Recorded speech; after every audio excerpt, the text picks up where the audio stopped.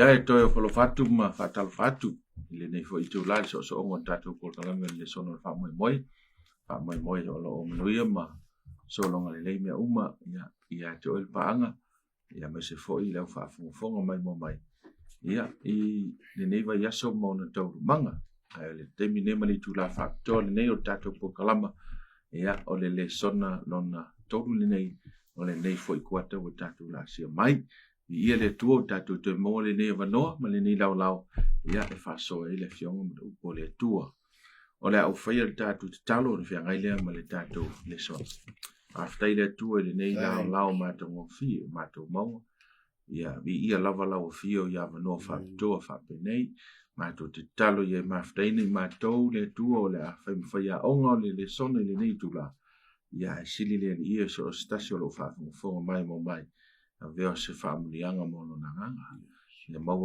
ngai lo vi inga le tua i lo suafa Iesu amen Afilo ia tu lo sunga fa ia onga masani sunga ia basta vini ia me se foi lo sunga te ina ti auli ta lo falava marole so fu fa tailo sunga te mo ne no ta dutu ma fu time filo ele anga le li alo fa foi lo sunga lo Faamamaluina mai le ku al ka ko va le nga Iesu ia ia le tua le o tatu o me foi le sona lo toru nei i lalo o le tusio Efeso le lo o tal no ina ni kwata ia o le tatu le sonon toru la le si tatu o le nei lava e tatu te side ili lava i mata upu mua po mata upu a mata o le tusio Efeso se o tatu manino mamala malama i o tu taua tele e ta pena i lo tangata ia mesi foi a tatu umala ile soifuanga faleanga ma tatu savalinga faleanga o le autula o le vaiaso le nei u fa'autuina o le mana o Iesu o le Faamamaluina o le ua Faamamaluina ua Faamamaluina fa'ane'eneina ia fa'aeina ia upu mana e tau te ave iai mai le fa'aperetania the power of the exalted Jesus ia o le mautula le mau mai le tusio Efeso mtaupe mo mua fa pus mo ma le lua spulu ia pe le tatu fai tau tatu mau fa pus mariva ia o le mata mo mo tu so Efeso spulu iva ma le lua spulu ma le winga si o le si ese lava o lona maua o ia olona mana o ia tatu o e fa'atotua e tusa mana luenga olona mana te lava ia matuanga lue ia kiriso ina ua toi fa'atuina mai ia oti ma fa'anofo ia te olona tutau mea o le langi ia o le tatu tanoanga mantul veaso len tatu wa ia ile e fiso taia le veaso len tatu nei tatu wa ai de fuafuanga sini le tua e o ngatu tonu ai Iesu Kiriso ia le la wa tatu mai le veaso len ia o le matua fa ne ina ma fa mo runga ino o Iesu Kiriso ia male mana e o fa tasila me ia tu inatu le mana fa pe male manu male Faamamaluina male fane nei no Iesu ia lela si tatu wa ai masalo tatu mau tu e manino atopea uma ia nei vaenga tatu fa so la tatu foi mai mau tu ste muli ia le o faita watu mo le manino ila to e lo fa fo mai al termine la watu sunga pastovine ia e te to mo mai ia le vaenga amato tatu le sot fa mon te loe Dava vai tatu le sona ile olo ina itala e fatau ile fufanga malu lo se tangata mana tu tangata e le se malu se mafai ona fatu saina lo lantu malu si ala to me fai e foi la le fufanga tangata le na e fai le tu ai nga afi le tau ti veal motos na ia fai ia la fipito isilio na malo se lima fele malo se le ospawa ia male manatu o tangata nei o lantou wa tangata pito isili na malo losi me mfaina o lantou faia le sisi malusi anga i tua tole malusi le peita. O le ala mai ile from talanga le ala apostolo Paulo e taumu muli e tu ile fea ule i tangata e fesu. E ile malusi e sili atu nailole. Nailon malusi o tangata. E ile malusi e sili atu ma le mana po le pawa. E sili atu nailo me faiele. E tangata. Le ala e tawa matala mai e tanu. O le malusi le lena tano ia Paulo. Ma vai atu ai le kalesia. Ia vavai tutoa, e eile maa losi ma le mana o le angapaia. Pea ona teita ina iu tau pea ona tau whaafsa ngai ma whaoso songa, o tū ma anga tangata o e vesu. E ono a fia ima toso e se ina iu tau.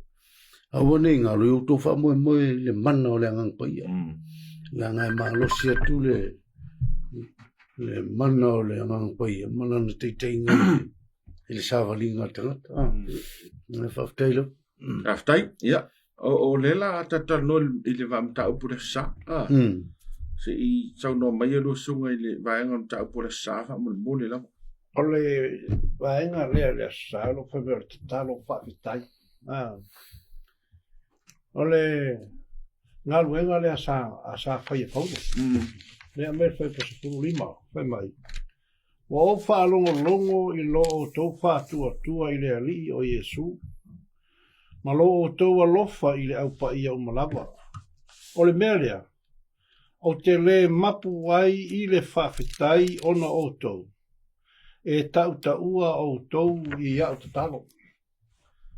O le moli maulea ale apostolo Paulo, ina ua whaalongo i le tala ave atu le kalesia. Ua amata o na solo muli le kalesia mai i le uwai whātua le na iai. Na mena whamtalanga Apolo, ina ua u whaalongo i le tala ave mai o lo o tau whātua. Sa o le mapu ai. Sa o le mapu ai lea. Whai mai sa o le mapu ai i le whātonga ma le tatalo i le atua. Ona o tau. O lona winga. E tā ua tele i le apostolo le soifuanga ma le olanga le kale sia. Mai o le fe au le moli mai e Paulo i le tuspa i e ave ia Efeso. Ok, logo se lui fo le ngā mo le mo tātou o le au whai ngā luenga. O le kako ngā luenga ma le kako ngā whai o i e kau ngā whai. A kako whaalongo i le kale sia ua iangi me kukupu. O le kako kiuke ma le kako ngā luenga e whai. O le kakalo ma le whātonga i le atua. A le whai mai Paulo. O tele i mapu. Whai punga suma le ongo. Mai o le merea o tele i mapu ai e tautaua o tau i au talo. Mai le whai pui suma le fiku. Ina ia foa i atu i a te o tau e le atua o lo tātou a lii. O Iesu Keriso, o le tama, e ona le mamalu, le anganga, e ona le poto. Malo o tau i loa le lei o ia. Ma le whaalinga o loa o tau i loa le lei o ia. A whaine e whamatala atu ia Efeso. O le atua e ona le mana, e ona le poto, e ona le whaalinga. O le mele leanga whaalia kui e Paulo i le kalesia i Efeso. Le maka whai oi malanga ngā luenga o lo whai. O le kakalo le koe whai poto, o le fasili, o la le au ngā le poko. O le au ngā le poto tātou te iloa ai ia mea ia. Fetu leni mai, ma mea ia u kako whare kou mai. Lua, ia foa ia ku ia ki au kou mamal. Ia o kelo kaimi kako ke fia. Kako ke fia ngofa kako ma whai o kako mamal. Ai no le ngā, mai Paulo ngā uka kalo lea kua, ia foa ia tu ia te o tau lea. Le mamalu, ma lea, ma le whaalinga. La lea o ngā whaalinga, ia o kou i loa le le iai o ie. O Iesu, le au kūranga kako waenga lea, whai mai tatalo, ma le whaafitai.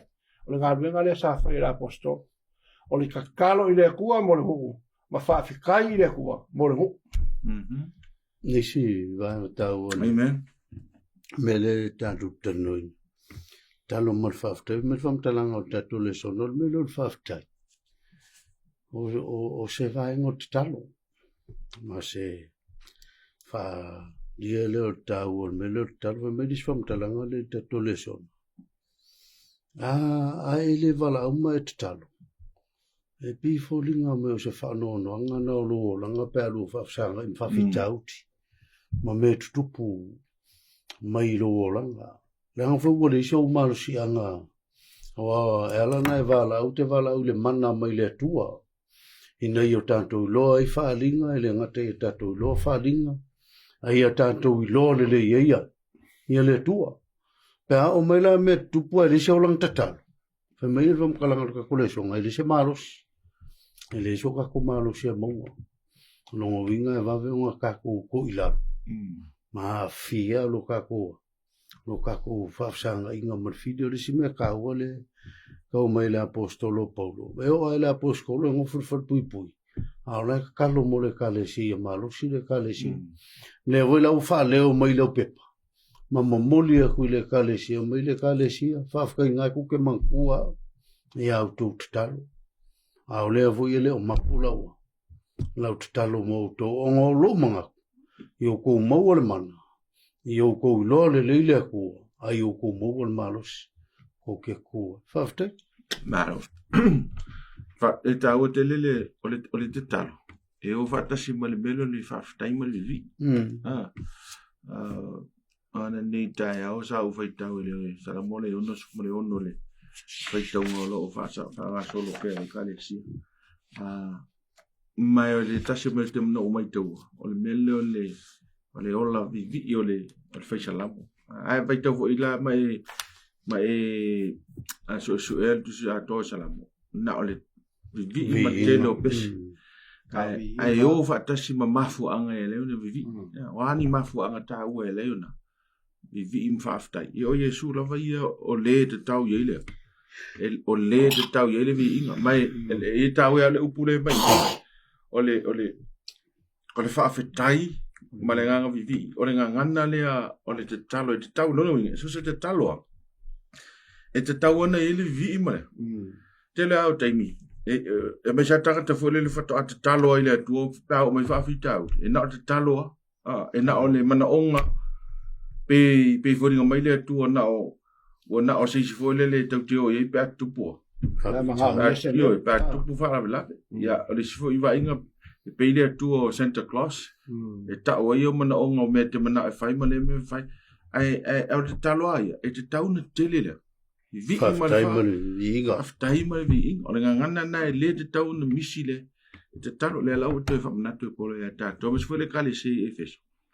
A wae peisa i o le si le vai nga ta ua i le o langa o le tangata whaapa i ina ma le tangata soifua whaaleanga. E te tau na ola vivi mai o whaaftai le atua i mele leo whai le atua mo lona soifua. Le la tatou.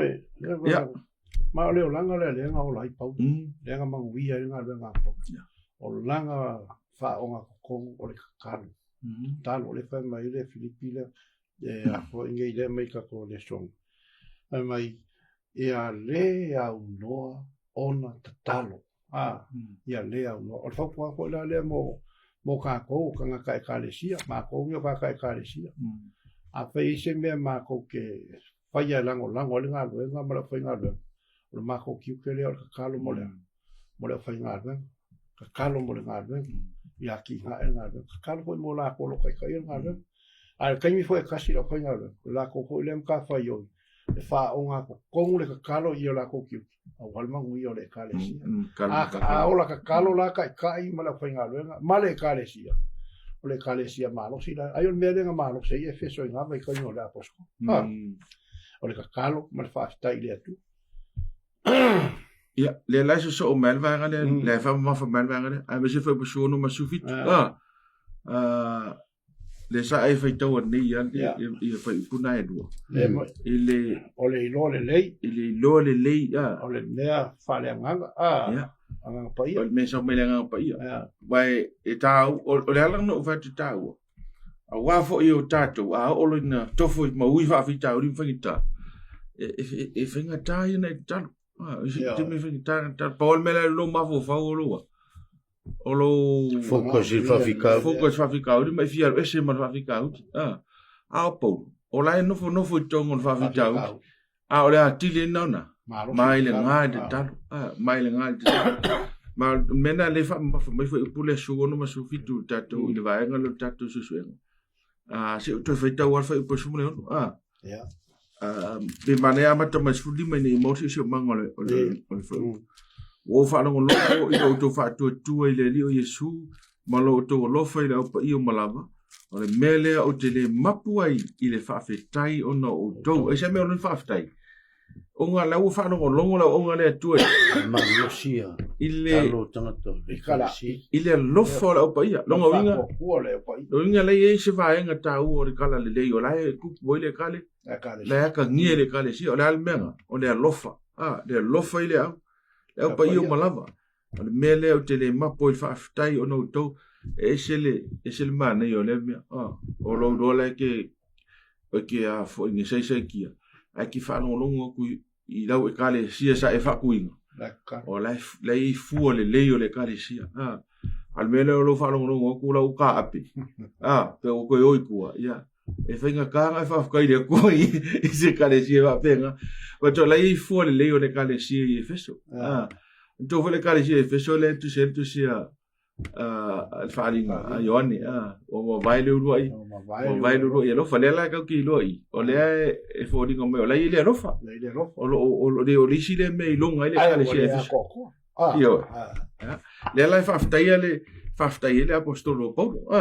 Esi sau no ia lo suga pasta. O le si me ka hua ngai me pea vai ka hua vai sumal varu ma sumaliva a le tonu le vaenga le.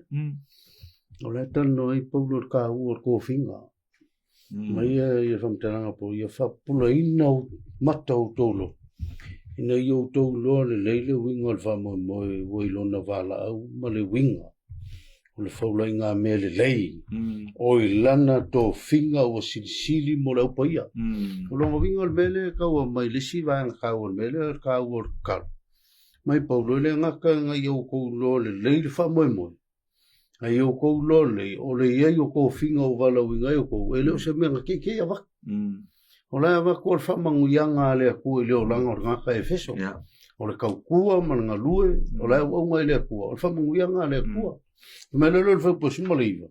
Ma le winga o le silisili se lava o na mana. Wa ia I tāntou o e whātua tua e tusa mananga luenga. O lona mana tele lava le. O longa winga e. So skemia ka ko ke ngā lue I le kofinga mai le. So skemia va ka ko ke ngā lue I kofinga mga lue ngā le ku. E le ka ko le fai. Yo ka ko lole. O le ngā lue ngā le ku ai e whalangolango I le ku. Le mana o le ngā pai. Ngā ke whamarusia mwhasitsili ngā lue ngā le ku. Me lea le ngā mai le mkanga ka ko le song. Po le ale maa losi o te ngaka. Maa ngā whainga. E sili ale maa losi o le mana o le ngā pai. Ia pila rai kainga. Po le ale si ngaka ka kuke wa vaisa leanga. Leanga o leo langa ka kuma koe li se sui. E ka kei ero ka kuwa vai ua sui kanga. O le fisili, aisea. O le mea ngā whaia le ngā pai, o le ngā mana le ngā pai. Longa winga, ka ua kele la ka ku whanau Ma lo fui lai loa, le eila, au ke whaia e whamoe mo ia. O le ko whinga markiu ke gai peo melea. Ka kalo kia mo au, ka kalo mo kia. Ka ko kalo whakasi. Ia le kai ka inga le ngā pa ia le kako ngā luenga le ngā isi kai. Mo le ile ngā le ngā pa ia kei I whenga ngā luenga. Wa whai ia le poko mo le. Ma le ilo tangata kia I le ngā pa ia. O le ngā pa ia ngā ke whao ngā inga kako. Ai lo kako e whao ngā inga le ngā pa ia. Longa winga la o le isi winga o le mele kaua mai le apostoloi. O le ngā luenga marko whinga o mai le kua. E leo se mea oe. O le mea ngā mai le kua, e whalangolango la au I le kua. E koe whao ngā au le kua. E ala I le ngā luenga le ngā ia le kofia ia. O inga ko whinga o toina. Ia le kua o sfamu ianga le kua. Lo so I whang. Ia wasa e wa aso kako keimio le leang. Ia le angia mea kako ke mawhau whau. Ia le kako mai. Ia kako malmaloa. Ia ngō le ko whinga le li. Whamangu ianga le kua le sui e kasi fo. Ia sui e fo ia le vide ma lupe. Ia o ngisi e vea mo le li marang whamangu whawka. O le ka ua o le whaasoa mo kako. ia kako I loa lelei. I loa lelei mea mai le anganga pai. Ia sa lelei.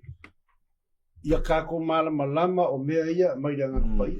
Ia wawa kere ia sauanga o kako whaalonga. Whai mai le anganga pai ia kia. O whai mai le anganga ia kia. O whai mai le kua ia kia. Ai whai fonga. E se me lai o whai. Yo whaonga le anganga pai ia. Whai mai lo la ia. O mea mai le anganga.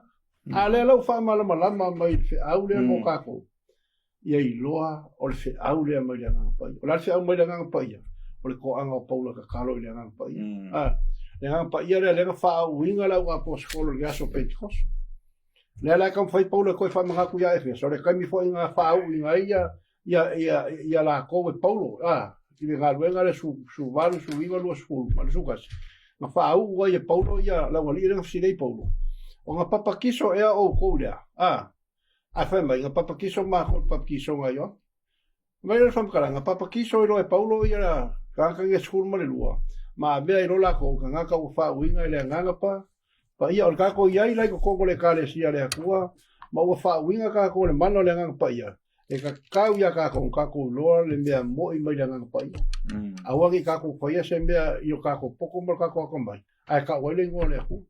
Pe o mere ngai I le swafo Iesu o ke fa ko ia ke o ke alifa ale ko me ka ko le so fa nga ula ka volo o sebe le fa ka ula nga yukai le nga o ka me ko fiku fa le la ko fa maro mai I le swafo Iesu ke fa ko a fa me le ke mo okay lo Iesu okay lo Paulo oi la oi ia la ke la va ngela ia ma oi lo mole nga le Yo le alu ke foi fa u lo fa fonga ala fa fon lo lua ma o mo kwa ma o si ma o fa se ke mo o le mea nga ka ke lo o le mea mai nga pa ia lo fa ia o a lo wale fa lo poco mo lo fie ma manu ia paula nga le mo o le ingo si ai o ia ma fa lu mai ai ka ko o le mea le mai le fa kwa le mai ia e lo le lei le nga pa ia wa ia fa nga ka kau le mea lo fa le nga pa ia o fo mai aka ele ngate le lo so le te va tu le na ba ngai ke lu mo mai le mele furi male ngau I le apostolo o le fa pula ingo mata vale fe mele I fa pula inga e mele fa pula mata fa le ia I lo ai ia e lo mele lo ko le mai la ngai ke lo nga sui lo va ai I le o langa ma me o lo wa nga ka ko e ko ke pea nga masangi tatou te rolotu ai pe nga tatou vai mea tino a me fe me ia poro ke fia nga ia ko I loa mea whale nga mea lo loko pe la le siri ese o le mana o le atua le winga o le siri ese fa busuma leiva le winga o siri ese lava o lona mana ua ia I tatou o e whaatua e tusa maranga luenga a lona mana tele lava na ia matuanga lue ia ke wiso ina ua toi whaatu wina mai o ia na ie oti whaanofo ia te e lona I tu tamu tau I mea o ile langi e siri lava ia li sili umalava ma whai pule ma o e malolosi vai o le kaukara ngoi mele o le manga ma le malolosi ma e ua malolosi ma lii mai ngō umalava e ua ta ua e le ngata I le olanga nei ai o lava I le ola tari so o letra no Paulo manatua o Efeso pea kaukara ngoi mele le kako iloa le sisi o manga o le mau ia me se fo I le ngofuanga le kara ngoi kako o le ngofuanga e makua it's one of those places it's on the top of the world o lo mau ai me uma so e o ala I me ia malolosi pe o me ia fai mangeka ia vai kaimi I mga ko ka so wa maka o kia o me le Efeso ai fa mai Paulo e ia le me siri ai mga o mia le ne ka kalo ko maka fale ngo lo le o le mea ngai au ko ele ska mai ele ska mai fa ko kwanga ya ko mai fa moi ko o le mea e ma kwa siri ako so le mele le finga go ki a ya denga ngo le apostolo Paulo ya ta to fo o me e lenga ku ka ia ka ko nga iskai e langa ngaka ka ko ai e papa ai mata fa le nga ya ta to ma ta to lo me fa le nga ele se fa nga due ma due oi e ke ku mau a o mai fin ka ke ku mau la nga lo loko o fa po ku le ya o la nga ke do ku la ke lo mamao kwa e ta u o fa tanga le ya ia ala ke lo so kwa ia isi vai si tato le bela le o foi tau atu ia ni so vai nga ia foi e luas fulu a le fa mai fa talanga le ia tato a vei tato manisia e a wai pe fa tato te tofofo ia ile mana leo tu mai tu mai ia si so no ia lo su fa ko lo su le tato oje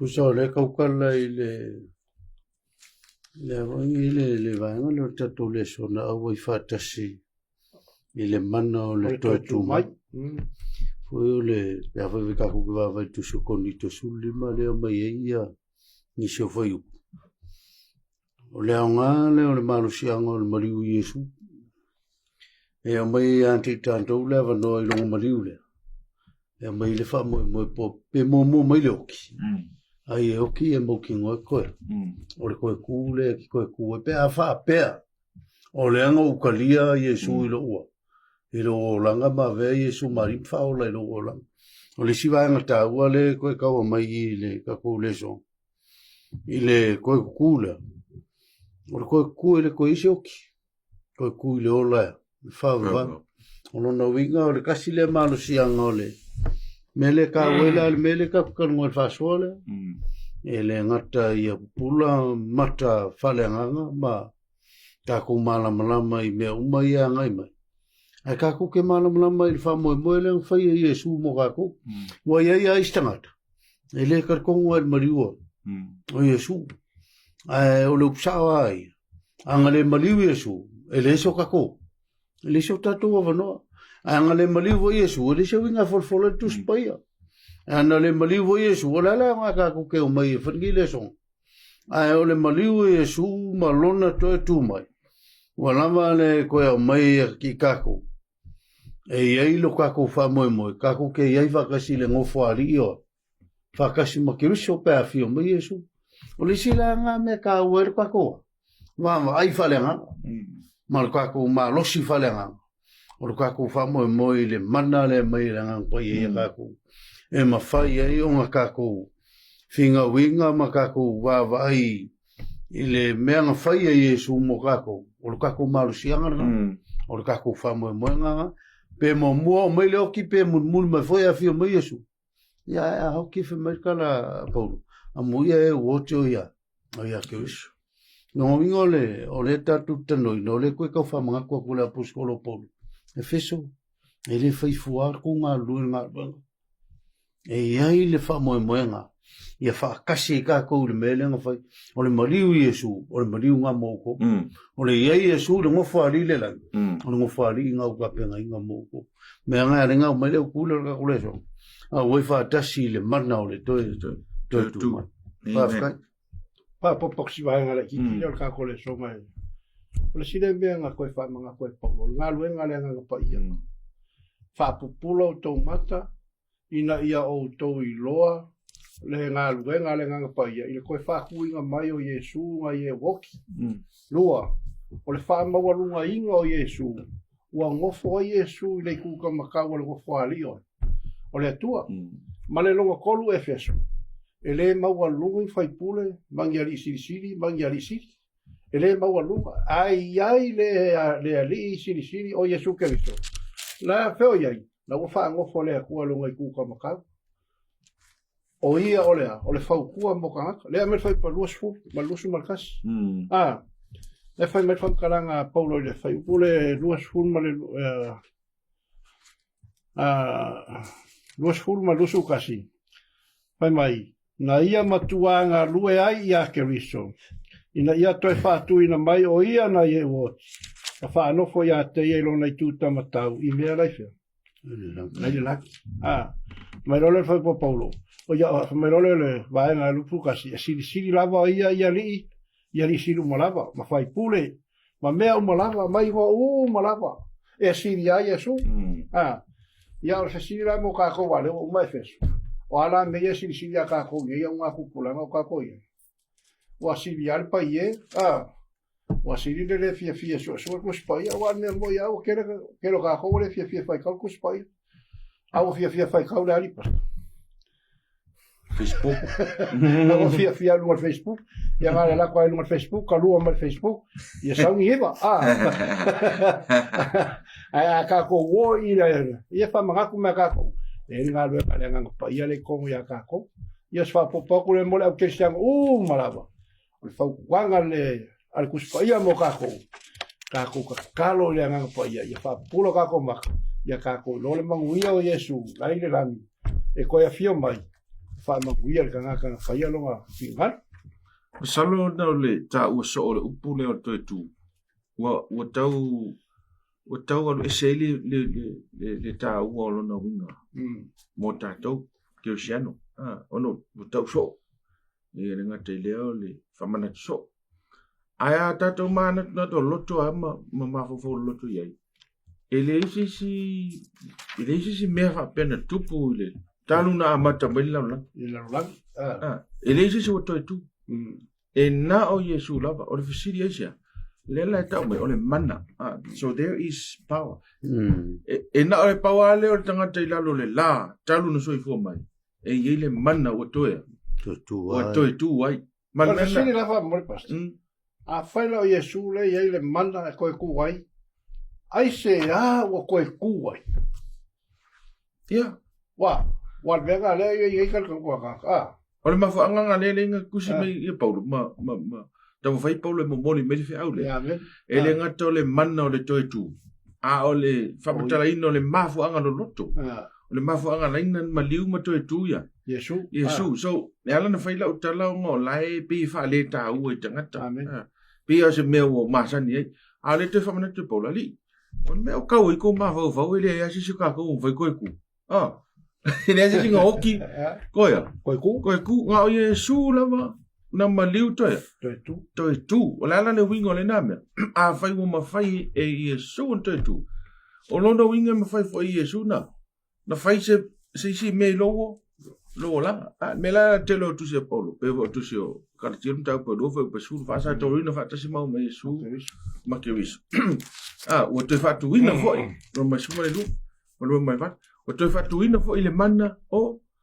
ke wis la le wingo le mo o ma no winga ma fai le mana o Iesu na to su ia ta pensar no sa no su ngale fa fe ngai lam tang e ma fai le mana o Iesu na to fi fu ya ili so fu ngal tangata so fu tangata mai le leanga ile lei ai sea langa fo ia a fasio tio lo tangata yo no tu leanga bo tu ina no umala ia nto tu mai le wole fodinga lo ia tasi tuai au fodinga mai ia so le mana la na le to fa ia la apostolo ta me tatu to fusia ile mana to tu awa ile power ile mana le na me fai ona te tu mai tatou suia tatou i le ola a tari ono le ngā pai. Ea si mere i ngā ke ua ave se e whaafonga le sauanga la suma kai.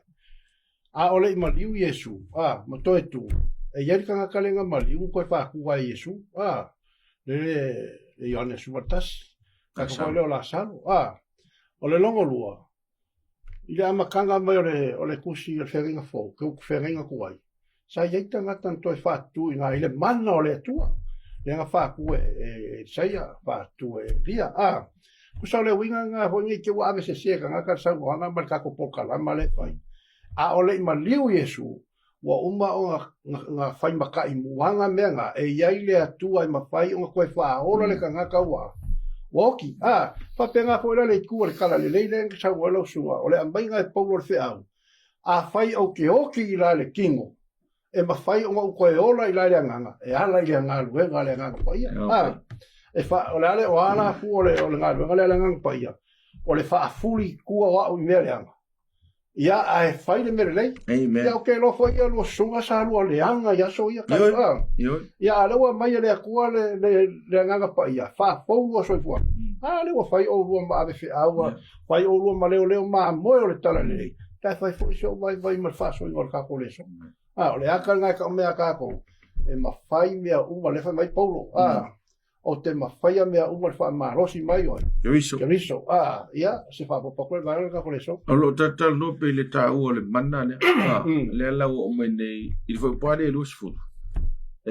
Sicilia tu le manna o ke Iesu nai lo me umala vai ta te vai e pe se marsiang. La sunga pas. Iesu no ia le vai ngota tu le so. Ya so lulu wa. Le vaenga le Sicil ke Iesu i mai. Sicil ke Iesu i marsiuma pea o ka fam kala ku le me ese i malo so tangata mai Iesu ngaka ile longi ngaka Amen. tangata ia uma fai ang me ile longi ka moila ia ku pea le ku ale to tu io le ngaka le o ile longi o Iesu ile ngaka e o mele o kau maua foi lau whanongongo o mai o sunga tasia. O le senga o toi tutu o tangatai. O le finele na o tiran tamana na matpongia le toi fatu le perfecta. O Lázaro fatu e Iesu. Le avele mali o le toi tu o Lázaro e maua sia no seisi. Amen. O le maliu Iesu, e tulanga e sea malon tu mai. Le anga o le maliu e le mana nga ke koe o mai e whamanga longo tangata. E mangalo tangata o lona toi tu mai. Ia o fōlinga ngā mātanta e toi mau e tangata le. Le awa noa e toi tu mai e pe auti. Pe wala mele o le whemai o Iesu o lai no whaiwhea. Le tu tau matau o lona tama.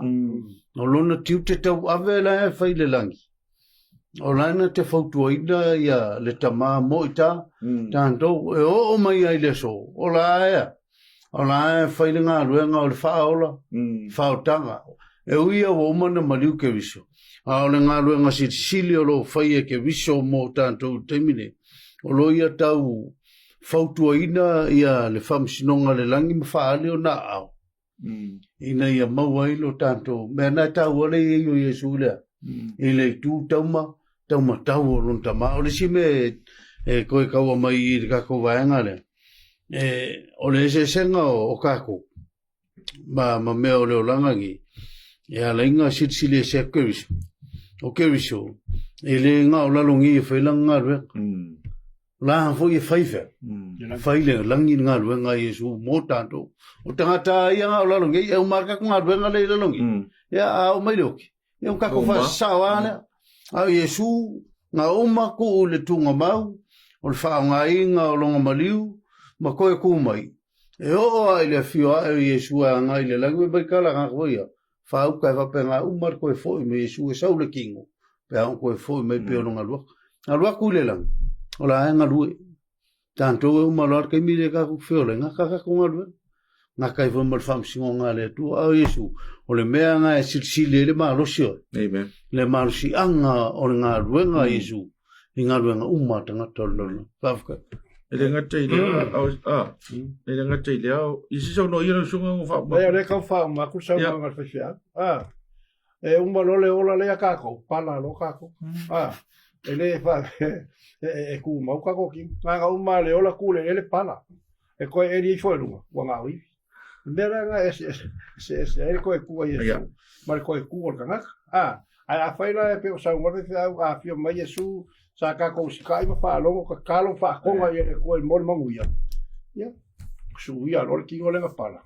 Mare ki ngā soi fua. Mare wha moe moe konga ngā le wha mai puru. E ki o kou i loa le roko wha moe moe lea. E ui ai e o kulanga le ka kongo le o ngā kulang salama e tauna pana o titino nei. A o le tuato le otina e ye le whaamoe. Ona o le mariu leo Iesu. Mela na e tau e tele tatou i a waifa tasi tatou mana. Toi tu o Iesu. Awa i le mana. I le mana toi tu Iesu. Awa e toi whatu i nei tatou i aso le uma. O le... Sei koe kau wakola wha po le lausunga langa le kau ur vanga le kakulesu. Ko le ior kei mwilanga la kuilea poskolo polo. O le ikau la iku kongo e feso wa. Ai la ke whaia ia. Ia me hoile. O iri si le mere kau mwile maa losio ngā lua ngā maile la. Whao ngā inga i kangaka. Ka mai ngā long solo ai maa lolo ia. Ia ma. E o ikau la iku kai a hoile. Mai ngam ko a fefe ma mai oile ela. Mai papo. Mai le ela ngam mo wari ua. Mai le ela ma ko kusi uma ia. Sum kus whakaulai. La sum. Paulo le ia sa ol merga le ngal marsi anga nga sidia. Me anga u whako e marsi anga o le tu. O e le si se whakuseng. Ale ile foi pule e luas fubaltas. E sili lava ia li sili uma lava. Ma fai pule ma e ua malolosi mali I mai uma lava. E ta ua. E le ngata I le o langa nei. Ai o fo I le atali. So mele tau ele di tato ma fawa I tu sila e feso le mo tau po ono a. Le tatu te tau ma tangata. So ole mera vai tasi le I. Le tala no e mo meu supernatural power. Ma manga fo I le fai mo meu me fa maneta. So ma me fa tau la itu uma lava. Pa me tala Paulo. O mea uma lava nga. E ilalo vai oi. Iesu no winga e le ai se power. Pele ai se mana. E na te mawhai ona te nei le mana siri o Iesu ke viso. So, o lai whai mai e polo whatu stu sanga le a tātou. Awa o tātou e a fwere nei. E le se tātou. E le se mana. E le se iso nga manga. O se siri rari. Ioi. Ia. E le kaula ka konga nga maua se mai ngā la I se fofofa kaula I kua so e mero kama. E le kau ale usa wasu ngal vai au. O wha kaula I ku uma I a wha kaula se. Alsina awela ka ngaka I o I kaula I kua so e mengira kuma. Ele te tono, ma le fa tu ele tu. Ah, kesia. Io. E vai ke le lo yai ko foga ka malang fa winga ngol kesia. E sa kesia ngo le ngo. E sa kesia ngo o lai. Fa tu ele tu. Ka o le pule kesia no. E tele tangata lo. E le kirisiango. Nongo fia nga kirisiano o soifua mao la ke viso leolanga. A ola wala ke viso leolanga. O mea umea whai o mea ke viso. E le mwhaila nga katkongo ni mea. Ni mea ki apolo peo ngai saungo. Nongo winga so se. Tangata nadu whawai ia e. Tu le tu inga tūlanga leo le alu I me whakaulaiku. Nonge lo soifua ke viso langa. Ke viso ki keila. Kia po. Kia po. Whawkai. Man pōriu. Kai pea la mele mai iwa ngā lango kasi. Whanga ule ngā kalo se. Los kaulang. Le ngā mga kuala kou. E usi kai mai kaula ia haiku ia la kou. O ma langa la kufo ngai ni ngo Iesu. O langa ka ole ngo Iesu. Al mele whawkai I lewa koe a mai a kako. Le ai e leo le mango Iesu le ngo ola wali. O le mango kia po. La longa wha maui. Ia ngā makua wha le kongo ai whai ngā kengo. Malo, ia. O lea la tatou o tu whai ungo tatou Lesona. I le tau o le o Iesu I mea uma. Ia malana I kālesi. Amen. Si isau no I ni lo sau noang whai. Pamon. O lea mai ia le. Ia whamkalanga le al whaisalamu. Mai a owa I atu I roulangi. Le ngā luenga au tamatama I lima. O le masina a toa mawhetu na e whaia. Se ale tangata e te manatu mai ai a teina. Male atali o tangata e te asiasi mai ai a teina. O le wa mai I le kako whai le songa le makaukia o le akua le sa kako whasoa mai ka I le kusiro e fesu. Koe a mai ave ka koi o le whamkalanga al whaipesi. A owa I atu I roulangi. O le ngā luenga au kamkamai lipa. O le whi au lea lewa mai mo kako. Koe whamangaku mai a kako. Lea lofa siri. Ma le ngau ka inga o le atua I langa ka ngaka ngā whai. Koe whamangaku mai ai o le atua na I a whaia mea. Mea uma, ngā luenga le ngā whaasanga, whaafika uli whaasanga I mala apostolo Paulo. O whaafika uli o ka ngaka. Ai leo le whaafika uli o le ngā luenga. Wa furi kua ka ngaka I le ngā luenga le ngā paia. Ai wala ko le ka lia ma fia le mea sa wa I pola. O whaafika uli o ngā le ngoko mkako. Kelo kaimi, kako ke furi kua ai, ma veo kako whaafika uli ua ka ul maua lalo I ngā luenga le kua. Ya wale se fa ko ma se ka ko fa lango I le tua e o le ngā luenga. Maki au mai le popo male aka mai aka ko. Ia kei lo sumari e ia ngā luenga. Ia kei longa makua kele o whawhika ui le lo su. Ia a le whi au fola le mo kako. Kako wa aia i le akua ngā whaia mea o manga kia mai le maa los. Ma kia mai le poko. Ma kia mai le whaia ea ma le aka mai. E ma whaia i on kako ngā lulue. Ma le fia. Ma le loko maulano. Ma le whātonga i le atua i le ngā luenga mana le ngang whaia. Ia manuia lana ka le sia. Ia manuia lana ngā luenga. Amen. Malo. Le mele kau whamkala mai ipi koe kau ave foi le winga o tala e whakau Iesu sa i fofuanga i lamkanga me uma. Ia, le ngata la koe kau momoli mai ngalwhea o Iesu sa i le fofuanga i me uma. Ao le pawa ma le malo sianga le o Iesu ngai e whaia me uma. Le uku mai le kale sia. Pea whaika kuwa vai le salamo le selausifu. O le waloanga le mele whakau ia Iesu. Le lau whaikau i ngā pui. Salamo le selausifu mua. Wa tulei mai le fio ngā Iova i lo wali. Ia e nofo i lo i tūtau matau. Se i o whaia o e waita i ante o e ma me tū o i o vai. Ia o longa winga. Po ai ale kangaka e whakau ke. Ma whane makau i leli e ile kai mea. E le ngaka e ile kai mea e lalo. E lalo ao le kua le ia seisi. O le mele e sawa me le sisi whaku ana i leli. Po ai ia le kangaka wha maua ma fiesiri. E ia le kai mea mai e le kuaku i lalo kanga. Aka kwa waiwana le salamo le valu le lo whaikau kua le whaikau poe lima ongo. Le autu leo Iesu o mea uma malana e ka le sia le lau whaikau kua poe ono le salamo le valu. E lima. A ua wha maua lalo ane te isi o ia i ana angere. Ua wha pale ina foi o ia i le mamalu ma le matango fie. O le waloanga e wha tau ia. Ia Iesu. Le voi kaukala ai le kusa o Filipi, e lima le kaukala Filipi e lua po e lima mai o whamaulalu te isi o ia angeru wa whai mai sa ia te ia le lava manatu. E ui lava o ia o le kua.